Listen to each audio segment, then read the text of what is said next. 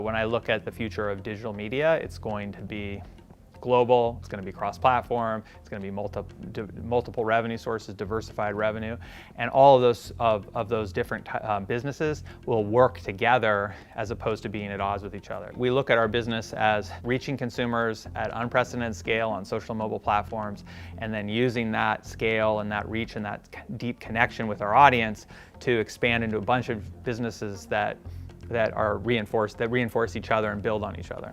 A key to BuzzFeed's success over the years has always been adapting and changing. The market has changed so much, the platforms changed so much.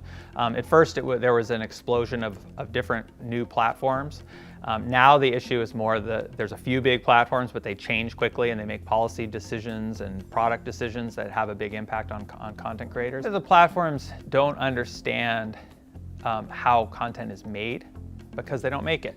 And that's limiting for them. So news content, for example, is more expensive to produce because you actually need to call someone up or do reporting or have a meeting. You can't just have someone sit at a desk and make up the news. But the platforms treat news content generally the same way they treat any other content.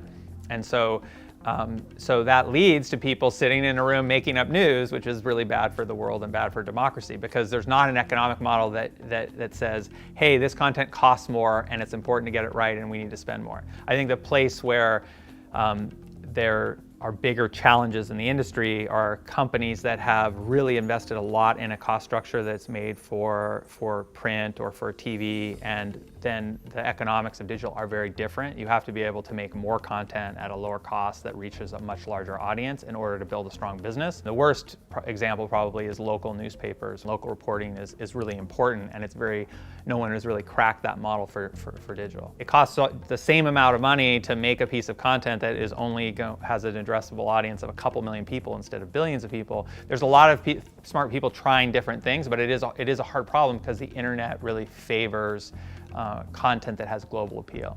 There is a trend towards subscription, and particularly for news, and part of the reason is the economics of the platforms isn't supporting good journalism. Companies that value journalism are turning to their audience and saying, hey, can you fund this journalism? I think one of the challenges of that is that the majority of people are still going to get their news from Facebook and Twitter and YouTube and these big free platforms. And so if all of the best journalism moves behind paywalls, it's a problem for democracy and a problem for the world.